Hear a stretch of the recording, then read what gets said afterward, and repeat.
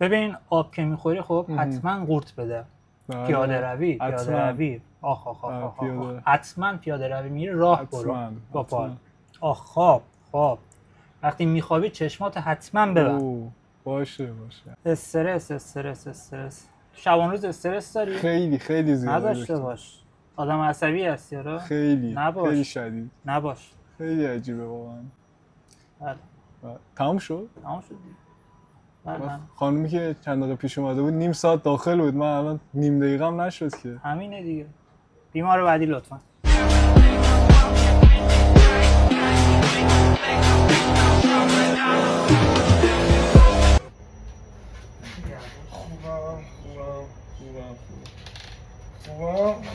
خوبم بگذر ز من ای آشنا چون